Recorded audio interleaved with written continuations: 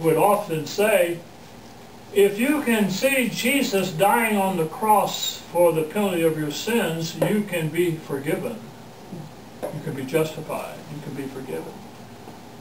And then he would say, but if you could see yourself on the cross with Christ, then you could be sanctified. Then you could be set apart. Meaning that some way I have to believe that when Jesus died 2,000 years ago, I died with him. So then Christianity becomes a mind game of trying to, in my head, to believe that I actually died with him 2,000 years ago.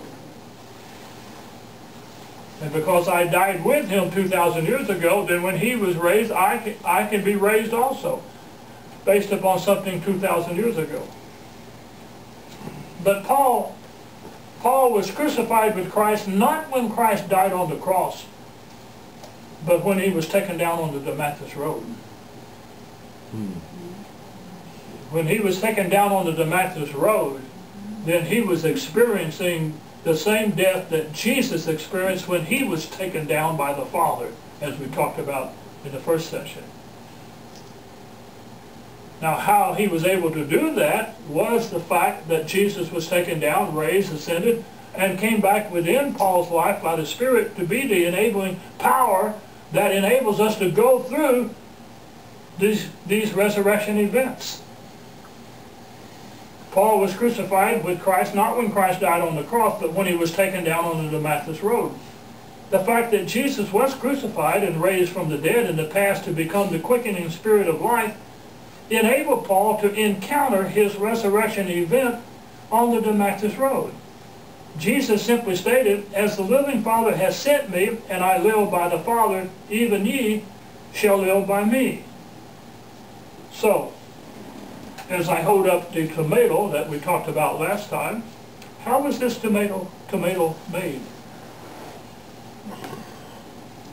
Did it not go through a resurrection event?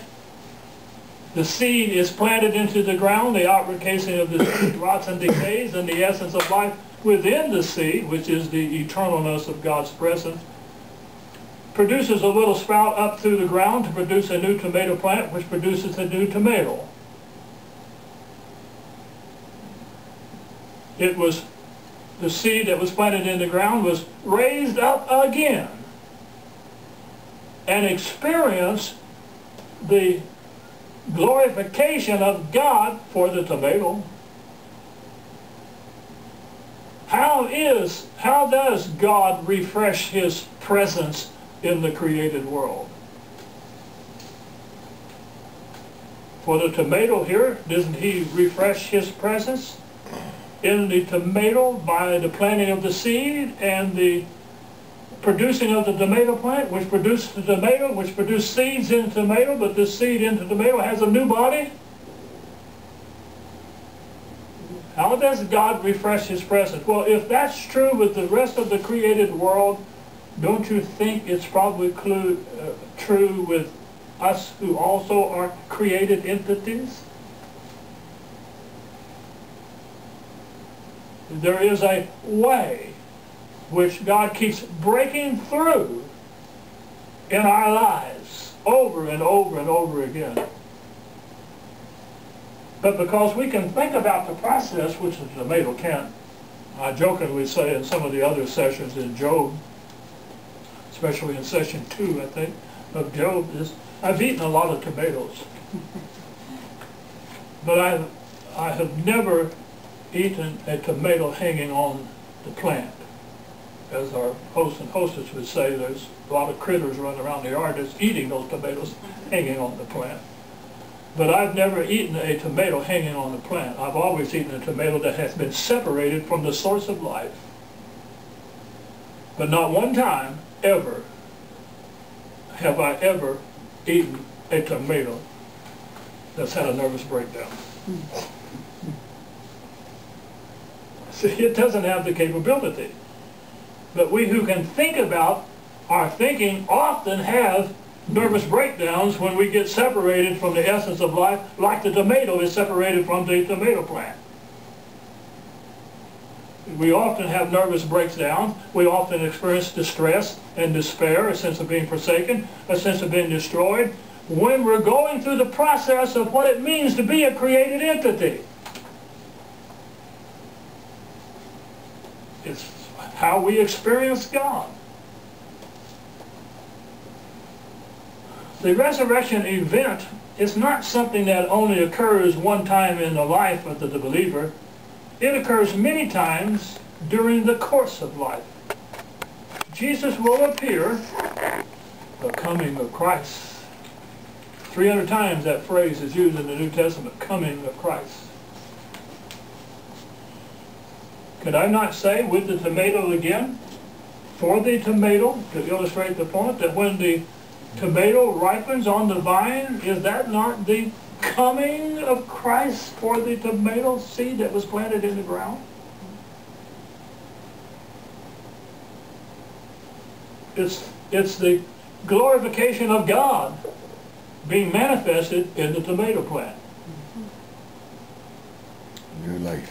So the coming of Christ in your life situations, Jesus will appear, the coming of Christ in your life situations again and again as you encounter the experiences of life that brings to an end the current existence of life.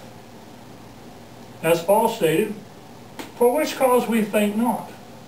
It means something is occurring that would have a tendency to make us faint. For which cause we faint not, but though our outward man perishes, yet the inner man is renewed day by day. It should be obvious. If the inner man is renewed day by day, then the outward man must perish day by day. As Jesus illustrated, the resurrection event was not limited to one time, the actual death and resurrection of Jesus at the end of his earthly ministry, but was the way of his entire life. Jesus answered them saying, according to John, the hour is come that the Son of Man should be glorified. Very, very, I say unto you, except a corn of wheat fall into the ground and die, it abideth alone. But if it die, it bringeth forth much fruit. He that loveth his life shall lose it, and he that hateth his life in this world shall keep it unto life eternal.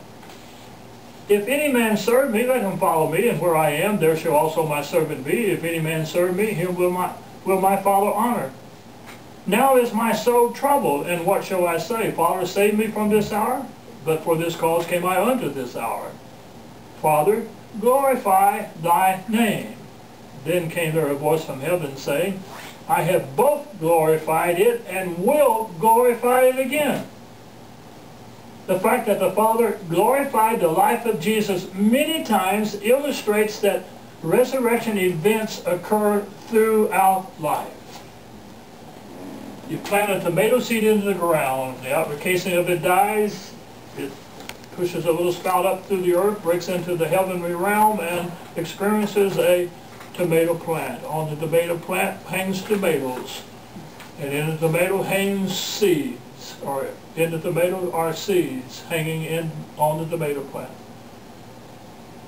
Tomato falls to the ground, the outward casing of it rots, it sets the seeds free. The seed then dries, planted, produces a new tomato plant. The resurrection event occurs again and again and again and again and again. If that's true with the apple, the peach, the tomato, the flower, the rose, the stalk of wheat, is that not true with our lives?